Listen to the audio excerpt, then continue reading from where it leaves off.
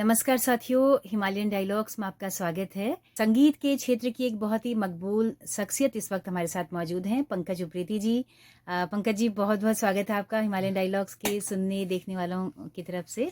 और Tanakpur degree college में इस वक्त पे पंकज जी संगीत के विभागाध्यक्ष हैं।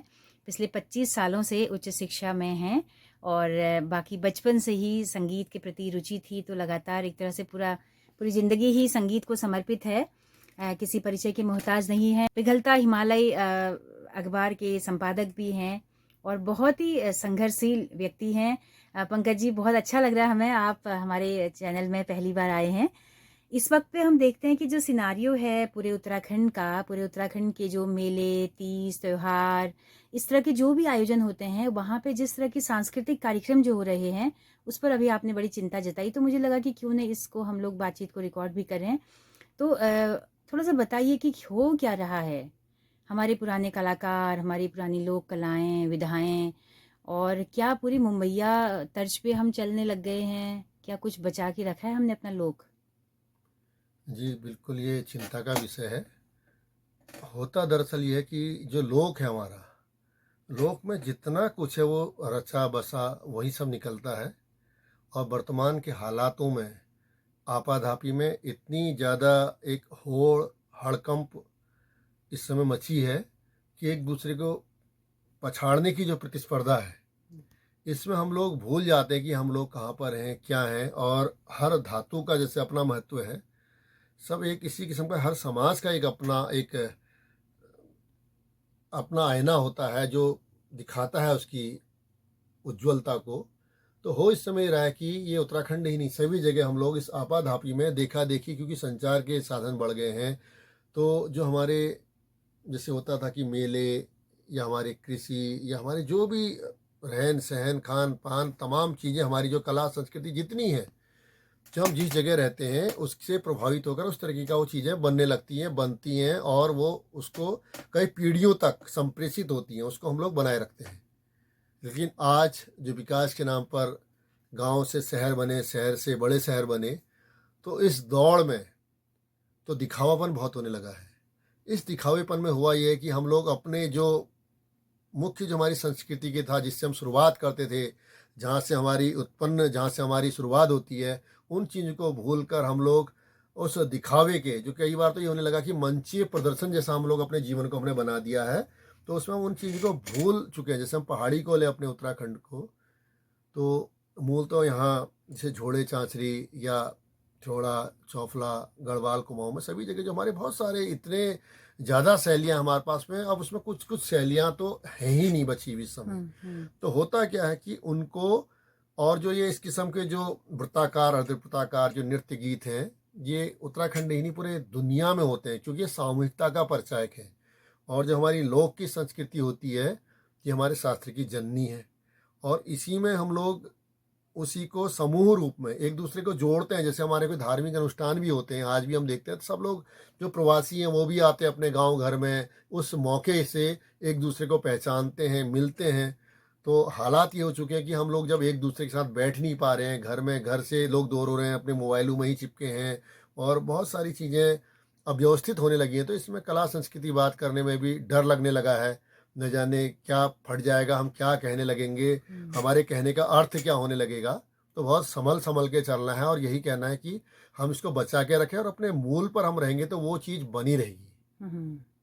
इस वक्त पे हो क्या रहा है? जैसे मकर संक्रांति का ये होता है त्योहार बागेश्वर में बड़ा, तो बड़े इस तरह के आयोजन होते थे, पुराने कलाकारों को बुलाया जाता था। इस वक्त पे मेले ठेलों में हमारे सांस्कृतिक आयोजनों की स्थिति क्या है? जो पहले जो आयोजन होते थे, मेले होते हमारे लोक को लेकर ही हैं। और लोक के जो मेले हैं, जैसे हम देखते हैं कि बागेश्वर का मेला, जौल जीविका मेला, गोचर का मेला, हमारे जो इस किस्म के जो जौल जीविका मेला, ये सब हमारे जो है पुराने ऐतिहासिक, हमारे पौराणिक ऐसे मेले हैं, जो एक ये उसमें उस दौर में जो था, यात्रा के साधन ही थी, पैदल यात्राएं थीं। और जो कामगार, कुटीर उद्योग, जो घर के हमारे हस्तकलाएं थीं, उनको बिक्री के लिए जो उनके व्यापारी जाते थे, एक तो ये था। और जो कलाकार थे वो भी स्वतः स्फूर्त, जैसे कोई हुड़का बजा रहा है, कोई गायन कर रहा है, कोई झोड़े चांचरी छपेली न्यौली फाग बैर भगनौल, तो वो लोग आपस में मिलते थे। तो एक जगह का कलाकार जैसे आपके किसी राजा के दरबार में होता था, गायकों के आपस में वहाँ पर तुलनात्मक हम देखते थे, इसी प्रकार से लोक में होता है। तो एक जगह का एक बैरिया आया, एक दूसरी जगह का भी बैरिया आया, तो उन्होंने बैर में एक दूसरे से सवाल जवाब किए। तो आपस में देखने को मिलता था और उनको देखने वाले भी अचंभित और रोमांचित होते थे कि यार कितने जबरदस्त चीज़ हमारे हमारे लोक में है। तो ये लोक की ये सब चीज़ें इस समय बिसर गई। अब धीरे धीरे होता क्या है, समय बदला और यहाँ तक बदल गया कि वो लोक के कलाकार तो वैसे ही रह गए, बेचारे दबे रह गए हैं। ढोल वाला ढोली कहाँ तक उसको सहता रहेगा। और जो लोग इसको कर रहे हैं इस कर्म को, बहुत ही उनको लिए सैल्यूट है उन लोगों को, मतलब उन्होंने अपनी परंपरा को बनाए रखा है। और ऐसे बहुत सारे जो कलाकार हैं, लेकिन उसके बाद मंच सजने लगे और उस मंच की स्थिति भी हो गई कि उसका उसको उसमें एक किस्म से नेतागिरी हावी हो गई।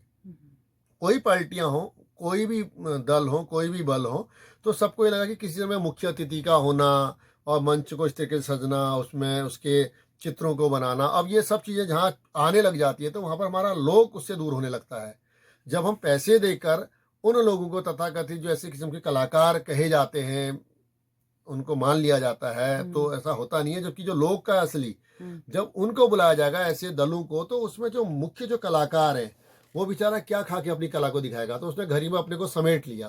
तो इन दिनों में हुआ क्या है कि वो रह गया, तो हमारे मेलों को सिर्फ ये मान लिया गया आजकल कि एक मंच होगा, उसमें चकमक लाइटें जलेंगी, कुछ कोई संचालन करेगा, कोई नेता आएगा, तो ये सारी प्रक्रिया, इस सारे अनुष्ठान को करने में, मतलब इसको मान लिया गया है महोत्सव। जबकि महोत्सव को बहुत बड़ा नाम है, सिर्फ उत्सव कहना चाहिए। तो बागेश्वर का मेला भी ऐसी था हमारा, नंदा देवी का कौतिक भी ऐसी था। ऐसे बहुत सारे मेले हमारे लोक में होते हैं जिसमें कलाकार स्वतः स्फूर्त आते हैं। आज भी जो रहे बच्चे कलाकार हैं अपना आप आते हैं, जो गांव घर के हमारे से आठू सातू है, तो घर घर कलाकार होते हैं, वो लोग खुद ही नाचते हैं, उमंगित होते हैं।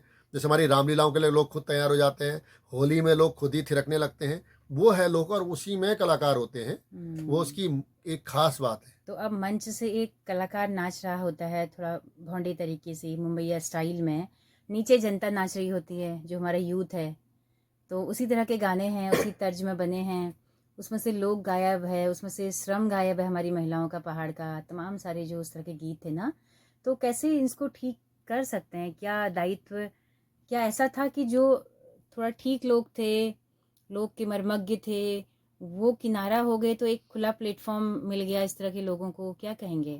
बिल्कुल, इसमें एक समय था, मोहनोप्रीति जी का नाम आता है, उन लोगों ने इसे प्रयोग करे, ब्रजेश लाल शाह जी।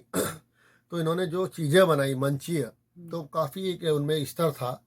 फिर हम देखते हैं नरेंद्र सिंह नेगी जी, उनका भी एक हाल एक बयान भी है, वो भी कह रहे कि हमारे बहुत सुरीला गाने वाले तो हैं लोग, लेकिन उसका क्या, उसकी उसमें उसकी तमीज़ जो है वो तमीज़ भी बनी रहनी चाहिए। तो आजकल जैसे आपने कहा कि भौंड़पना, तो इसमें हो रहा है कि लोग दिखावे में, और जो यूथ है वो इतना ज़्यादा बहका हुआ है, वो मतलब कहीं पर भी वो मतलब निरंकुश हो चुके हैं इस समय समाज में। तो ये निरंकुशता हमको कुछ समय में, एक इस समय धीमा जहर हमारे समाज में घुल रहा है, ये बहुत ही दिक्कत करने लायक है। जैसे हम देखते थे बड़े उत्सव, जैसे लखनऊ का एक उदाहरण दें, और भी ऐसी जो बनारस है, ये बड़े जो हमारे जो पुराने नगर हैं, पुराने जो सांस्कृतिक केंद्र हैं, अल्मोड़ा ही लीजिए हमारे, तो एक आता था जब कोई इस किस्म के उत्सव होते थे, ऐसे क्लासिकल के, एक शास्त्रीय संगीत के बड़े जानकारों को उसमें बुला लेते थे।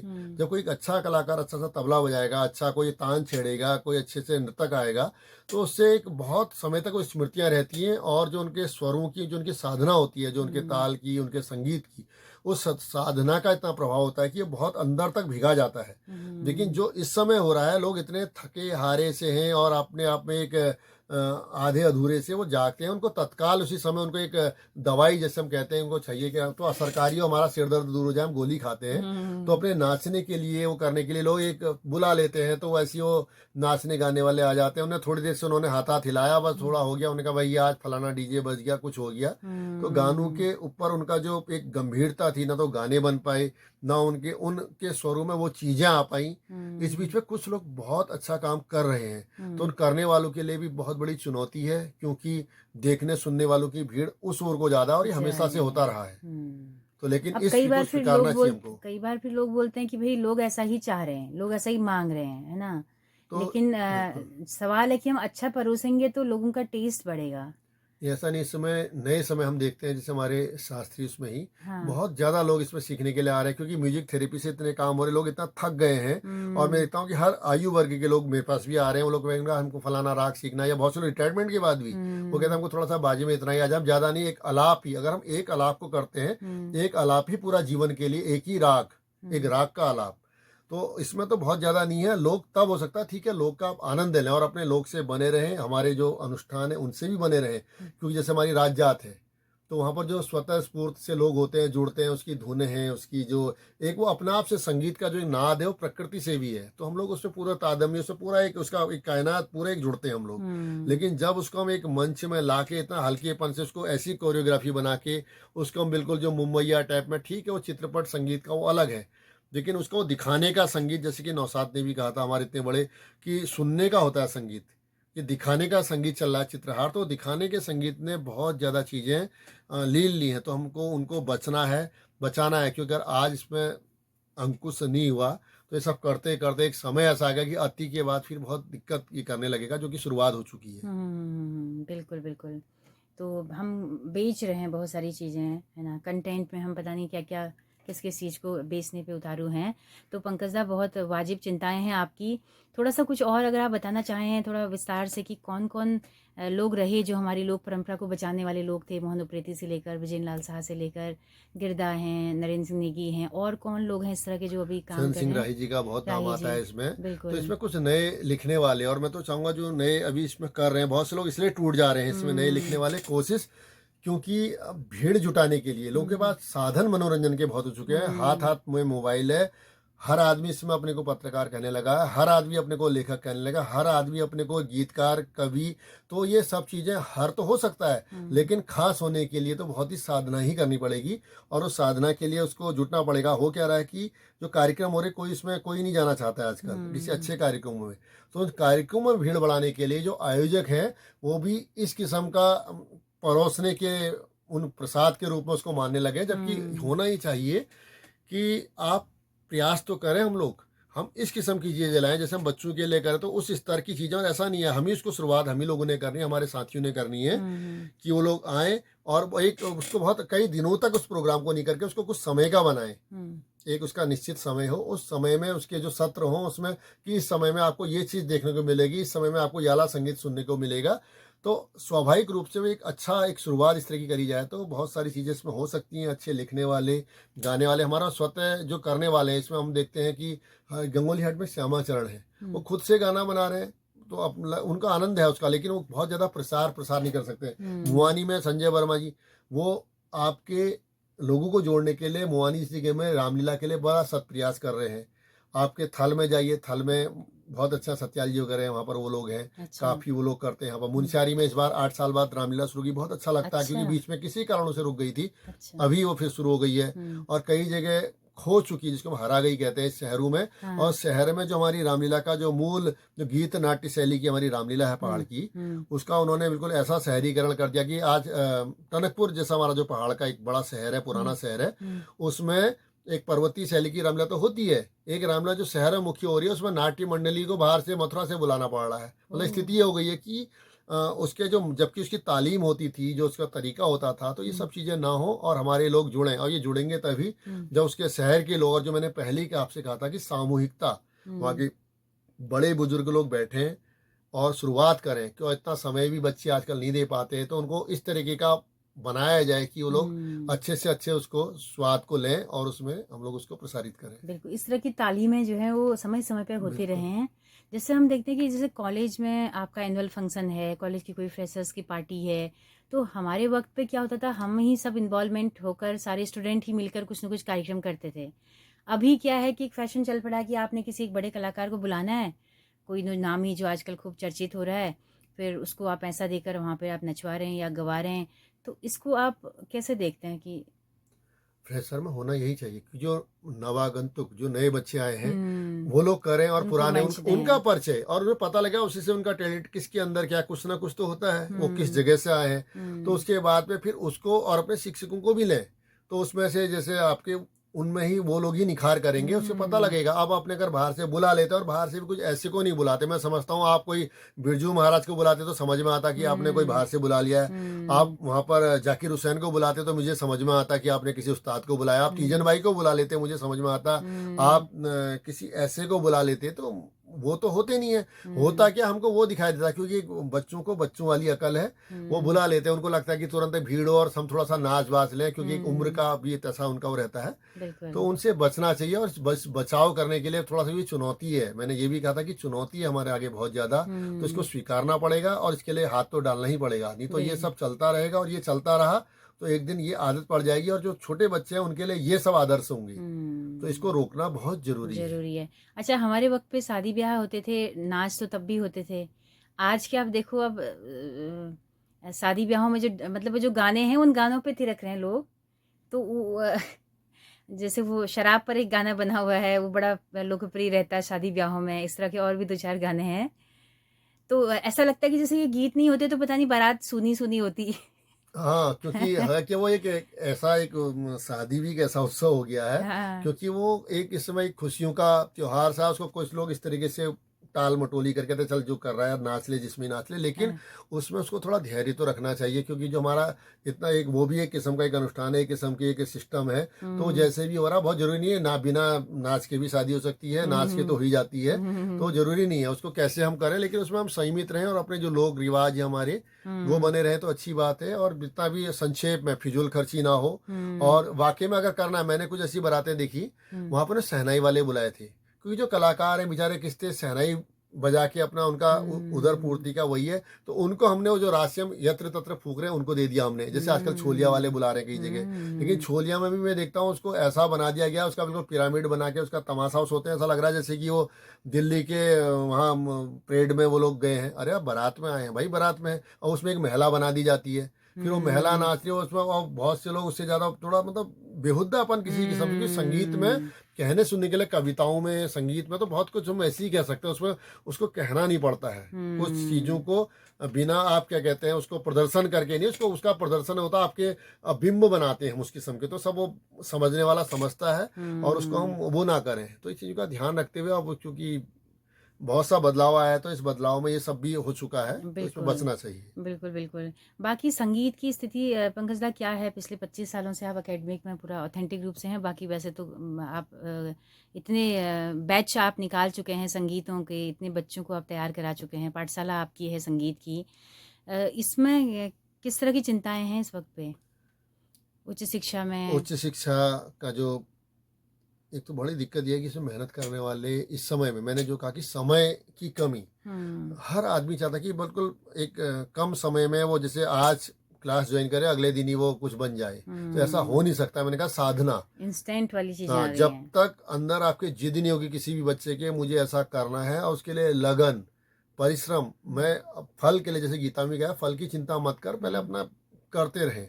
तो हमको करना चाहिए, हम खुद भी अभ्यास करते हैं। मैं नहीं कि मैं आज शिक्षक हूँ तो मैं अभ्यास नहीं करूंगा, मैं आज विद्यार्थी भी हूँ एक, तो मुझे रोज अभ्यास करना, वही मैं विद्यार्थियों से कहता हूँ कि आप नियमित रूप से अपनी अभ्यास करें। और ये तो अपने लिए भी अच्छा है, एक अंक लाने के लिए ही नहीं होता है संगीत या और भी विषय, आप उसका रियाज करिए। और संगीत जैसे विषय में तो आपको सुबह करें, आपको वैसे ही आप बढ़िया रहेंगे। जैसे योग है, तो ये विषय तो अपने आनंद के लिए भी, हमारे जो भी विषय होता है हमारे में, हमारे पूरे उसमें रहना चाहिए, हमारे सिस्टम में, हमारे तरीके में, तौर तरीके में, उससे लगता है हमारा उठना बैठना बोलना सब संगीतमय हो, लय में हो। और बिना लय के तो सब जीवन बिल्कुल अधूरा है। तो लय होगा तो आप कैसी भी स्थिति में होंगे तो आपको एक आनंद कुछ उसका हो रहेगा, अनुभूति होगी। बिल्कुल। सरकारी प्रयास क्या नाकाफी लगता है आपको इसमें, या है क्या सरकारी कुछ सुझाव आपके हों तो दीजिएगा? कर दिया, लेकिन मैं देखता हूँ जिस तरीके से आज बेहिसाब महाविद्यालय खोल दिए गए हैं, सर इतनी जरूरत तो नहीं थी, अब पता नहीं क्यों होता होगा। इसके जो नियंता हैं, जो उसके करने वाले हैं, वो लोग जो बनाते हैं, पता नहीं किस उसमें बनता है। हालांकि सहूलियतें कुछ हुई हैं, लेकिन बहुत सारी चीजें भी करने की जरूरत है। तो उसमें होता क्या, बच्चों को यही पता नहीं है, बहुत सी जगह जाते हैं हम कौन सा विषय ले रहे हैं, क्यों ले रहे हैं, क्या ले रहे हैं। एक तरफ हो रहा है कि हम शिक्षा के कौशल के द्वारा इनको इनको स्वरोजगार की ओर को ले जाएं, उस ओर को ले जाएं, बहुत सारी चीजें ये भी चल रही है अकादमिक। एक तरफ चला परंपरागत विषय के रूप में पढ़ रहे हैं, और बहुत सी बड़ी संख्या इस किस्म की, उनको यही पता ही नहीं है हम क्या कर रहे हैं। बस वो कहते हैं कॉलेज में एडमिशन ले लो और ले लिया, अब कौन सा विषय ले लें, कोई कौन विषय भर रहा है, कौन फॉर्म भर रहा है, तो ये वाली दिक्कतें भी हम लोग देख रहे हैं इस समय जो होता है अकादमिक रूप से। तो इन बिल्कुल सब में भी सुधार करने के लिए हम सबको ही जुटना पड़ेगा जरूरत और है। बच्चों को। इसके अलावा संस्कृति मंत्रालय जो कर रहा है उस पर क्या कोई सुझाव आप देना चाहेंगे कि हाँ, कैसे? संस्कृति मंत्रालय को तो खुद इसमें मॉनिटरिंग करनी चाहिए। होता ये है कि मैं खुद देखता हूँ कई बार दिल्ली से बहुत से लोग, मुझे बड़ा आश्चर्य होता है। अभी भी मैं परसों आया, बहुत ही गुस्से में मेरे को कहना पड़ा एक से, वो आए तुरंत, में एक रिकॉर्डिंग वगैरह करी मेरी। तो मैंने कहा बहुत से ऐसे आप टॉपिक ले लेते हैं जिसमें हम लोग काम कर चुके हैं, यहाँ आते हैं आपको पका पाएगा मिल जाता है, आप उसको हमारी रिकॉर्डिंग कर ले जाते हैं, फिर वहाँ दो चार शब्द लिखते हैं और कहते हैं कोई प्रोजेक्ट लगा दिया है, और वो पता नहीं ऊपर वो क्या देखते हैं। जो लोग उसका काम कर रहे हैं, जो उसमें मर खप गए हैं, जो लगे हैं, उनको पकड़ना चाहिए। अब कैसे करेगा संस्कृति मंत्रालय को देखना चाहिए। मुझे खुद, मैं कह रहा हूँ कि मैंने आज तक उत्तराखंड बने इतने साल हो गए हैं कि यहाँ के संस्कृति मंत्रालय से मैं तो वहाँ पर कोई एक पैसे का काम नहीं लिया है, कभी भी नहीं। और हमारे सब परिचित के लोग हैं, क्योंकि हमको करना नहीं, हम अंदर से हम लोग काम करते रहे। अगर मैं अच्छा काम करूँगा तो कभी ना कभी समझ में आएगा, और अच्छा काम कभी बोलता है। आप लोग हमको सबको मिलके एक अच्छे अच्छे काम करने चाहिए। और वहाँ ही बैठे, उनके आगे भी कोई मजबूरियाँ होती होंगी, ये क्या होता होगा, लेकिन वो बहुत सारी चीज़ें हम देख रहे हैं इनके नाम से। अगर सरकारी कहीं पर कुछ अनुदान है, कुछ पैसा है, तो उसकी लूट करने वालों को बचना चाहिए, वो अच्छी बात नहीं है। अगर कोई वहाँ से कुछ प्रोजेक्ट वगैरह लेते हैं, कुछ करते हैं, तो उसमें ऐसे लोगों को सहयोग करें और उन लोगों को जोड़ें, उसका लाभ हमारे समाज को हो। यही सब कहना है, क्योंकि उसका लाभ बहुत जरूरी है, नहीं तो कुछ वो व्यर्थ जाएगा, और लेना भी है और वो सब करना भी है हमारे। बिल्कुल बिल्कुल। पंकज साहब, आपके अंदर का जो है वो शोधार्थी भी शोध कर रहे होंगे, तो किस तरह के शोध के विषयों को आप उनको सजेस्ट करते हैं? शोध एक तो जो बहुत कठिन हो गया है कि आज जो शोध कर रहे हैं, क्योंकि मूल काम को करना, क्योंकि मूल काम जब लोक में ही नहीं होंगे तो वो मूल काम पे कहाँ पकड़ेंगे, वो लोगों को पकड़ना बड़ा कठिन हो गया है। जैसे संगीत के उसमें देख रहा हूँ, अभी विद्यार्थी मेरे उसमें जा रहे हैं, मैंने उसको काम दिया नंदा के उस पर, आपकी जो नंदा के हमारे मेले हैं, इसके संगीत को लेकर काम करेंगे। तो उसके लिए दौड़ रही है वो बालिका, इस समय काम कर रहे हैं। ऐसे ही मैंने कोई जाकर के काम दिया है किसी को। तो मैं चाहता हूँ जो विद्यार्थी है उनका बहुत ही, वो एक आम सामान्य परिवारों से हम बच्चे, हमारे विद्यार्थी हैं, हमारे अपने बच्चे हैं, तो उनको बहुत इतना परेशान न होना पड़ा। उनके आसपास का मैं काम देना पसंद करता हूँ। अच्छा। जैसे मैंने को कहा थारू बुक्सा के यहाँ पर, लेकिन काम बहुत ठोस होना चाहिए। आप वहाँ जाएं और उन लोगों को, उस बहाने से हम लोग उन लोगों को चिन्हित कर पाएं, और उसका कुछ आपके शोध का समाज को लाभ हो। ये नहीं कि खाली शोध कर लिया, कुछ एक कॉपी बना लिया और पीएचडी कर ली, डॉक्टर हो गए, उससे कोई फायदा नहीं है जब तक उसका हमको उसका कुछ लाभ हमारे समाज को ना हो उसका। तो इस प्रकार से हम लोग काम जो दे रहे हैं, खाली संगीत में भी बहुत सारे काम हो जाते हैं। नहीं तो मैंने अक्सर बहुत सारे पीएचडी देखी, जीवनी लिख देना, किसी के बारे में उठाया, उसका जन्म से लेकर उसका मरण तक का हमने लिख दिया, कहीं पीएचडी हो गई है, उपलब्ध मिल गया। कोई फायदा नहीं है उसका एक खाली उसमें किया क्या ना, समाज को उसका कंट्रीब्यूशन क्या है उस व्यक्ति का, वो बहुत महत्वपूर्ण है। वो सब आना चाहिए और उन्हीं का उल्लेख भी होना चाहिए, ऐसे लोगों का। हम किसी संस्था और किसी व्यक्ति का अगर उल्लेख करें तो उसका समाज को क्या योगदान है। बिल्कुल बिल्कुल। तो बहुत अच्छी बातें आपने बताई, बहुत उपयोगी। और बाकी लगातार आपकी चिंता जायज़ है कि इस तरह के जो भी सांस्कृतिक कार्यक्रम हो रहे हैं उनका कंटेंट थोड़ा बदले। कंटेंट थोड़ा समय के साथ बदल ही सकता है। हम नहीं कह रहे हैं कि आप पुराने पहाड़ के आप गाने बजाइए, लेकिन पलायन के गाने हो सकते हैं, है ना पंकज दा? पलायन पर कोई अच्छे गाने आने चाहिए, और इस तरह के मुद्दों पर गाने बने, बजाय कि कुछ महिलाओं के उस तरह के अगेंस्ट, महिला को एक वस्तु समझ के जो उस तरह के गाने बजाए जाते हैं, उनके बजाय कंटेंट अच्छा होना चाहिए। ये आपकी एक चिंता है, और बाकी नई पीढ़ी को ताकि हम कुछ बेहतर दे सकें। बिल्कुल। हाँ, बहुत शुक्रिया आपका, इतना वक्त दिया आपने।